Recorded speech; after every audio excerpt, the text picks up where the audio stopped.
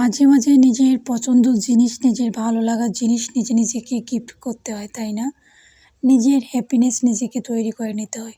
নিজের ভালো লাগা, নিজের ভালো থাকা সবকিছু নিজেকে তৈরি করতে হয়। কোথায় গেলাম, কি করলাম সব মিলিয়ে আজকের ভিডিওটা দেখতে থাকুন। আসসালামু আলাইকুম। This is me Rihana Parveen Riya. কী অবস্থা সবার? আশা করি সবাই অনেক ভালো হচ্ছেন। নতুন একটা ভিডিও নিয়ে চলে আসলাম। গতকালকে বিকেলবেলা আমি একটু বাজারে গিয়েছিলাম। এখানে গাড়ির জন্য ওয়েট করতেছিলাম যে গাড়ি কখন আসবে।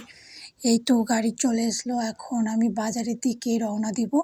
এখন কিন্তু ঠান্ডার দিন, তাড়াতাড়ি সময় চলে যায়।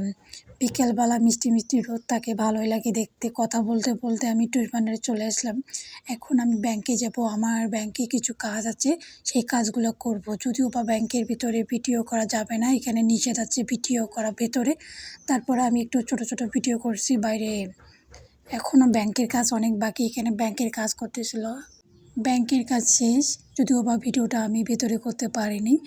এরপর চলে গেলাম একটা দোকানে, কিছু চকলেট কিনবো, কিন্তু আমার পছন্দ মতো চকলেট এখানে ছিল না, কেয়ার করার।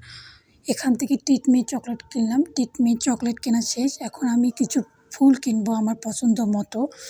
মাঝে মাঝে নিজেকে গিফট করতে হয়। নিজের ভালো থাকা, নিজের হ্যাপিনেস নিজেকে তৈরি করতে হয়।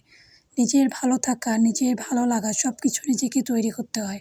আর সবথেকে বড় কথা হচ্ছে যে আপনি যদি নিজেকে বুঝতে পারেন যে কোন জায়গা থেকে আপনাকে সরালে আপনি ভালো থাকবেন বা কাকে ইগনোর করলে আপনি ভালো থাকবেন, অবশ্যই এই জিনিসটা আপনাকে বুঝতে হবে, তাহলে জীবনে অনেক ভালো থাকা যায়। গোলাপ আমার একটা পছন্দের ফুল।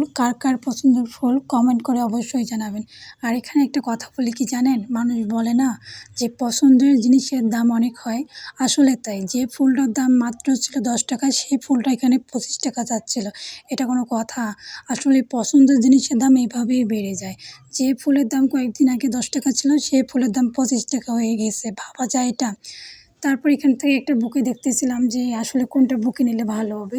তো আমার কাছে ভালো লাগলো না। পরে আমি কি করলাম, এখান থেকে গোলাপ ফুল কিনলাম, নিজেকে গিফট করলাম। মাঝে মাঝে নিজেকে গিফট করি, ভালো লাগে। যার ফুল গিফট করার কেউ নেই, তার জন্য সে নিজে আছে। এরপরে আমরা খাওয়া দাওয়া করার জন্য এই রেস্টুরেন্টে গেলাম, দোলা রেস্টুরেন্ট। এই রেস্টুরেন্টটা কম বেশি সবাই চিনে থাকে আমাদের এদিকে। এখানে নতুন করে বলার কিছু নাই।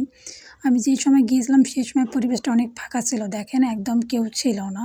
মানে এমন সময় গিয়েছিলাম নিরিবিলি।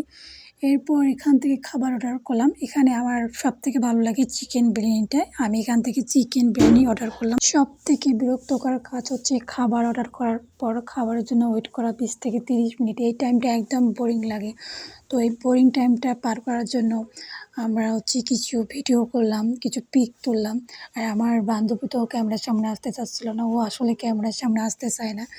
এখানে আমি গোলাপ ফুলটা নিয়ে একটু রং করতেছিলাম।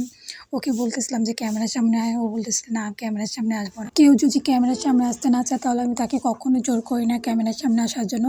যার যেটা পছন্দ সে সেটাই করবে, এটাই স্বাভাবিক ব্যাপার। এরপরে আমাদের খাবার চলে আসলো। 20 মিনিট অপেক্ষা করার পর এখন আমরা খাবার খাবো। আর এখানে নতুন করে রিভিউ দেওয়ার কিছু নেই, এখানকার খাবার সবসময় ভালো হয়। প্রথমে একটু স্টাইল করে চামচ দিয়ে খেতে গেছিলাম, পরে মনে পড়লো না আমি তো হাত দিয়ে খাইতে বেশি ভালোবাসি। এরপরে আমি হাত দিয়ে খাওয়া শুরু করলাম। এরপরে এখানে আমি একটা ফানি ভিডিও করতে গেছিলাম। আমার প্লেটের দারচিনিটা আমার বান্ধবীর প্লেটে দিয়ে দিলাম, ওর মাংসটা নিয়ে নিলাম।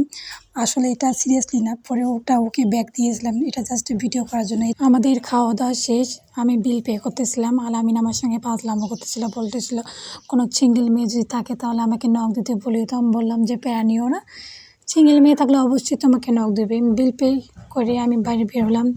দেখলাম যে সন্ধ্যা হয়ে গেছে। খাবার খেতে খাবার খেলাম। এখন পান না খেলে হয়? বাজার আছে যেহেতু, একটু পান খাইতে হবে মিষ্টি জর্দা দিয়ে। এখন আমরা পান খাইতে যাব।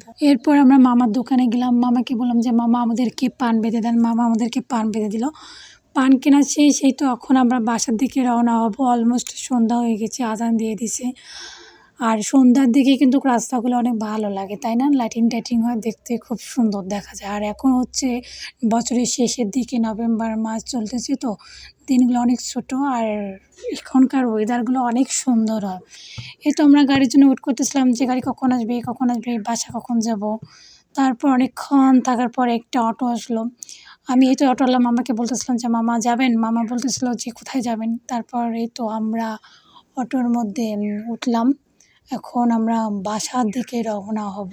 ভিডিওটা এই পর্যন্ত। নতুন কোনো ভিডিওতে দেখা হবে ইনশাআল্লাহ। আমার ভিডিওটা ইউটিউব চ্যানেলে দেখে থাকলে আমার ইউটিউব চ্যানেলটা সাবস্ক্রাইব করে দিন, আর ফেসবুক পেজে দেখলে অবশ্যই লাইক কমেন্ট শেয়ার করবেন। সবাই ভালো থাকবেন, সুস্থ থাকবেন। আল্লাহ হাফেজ।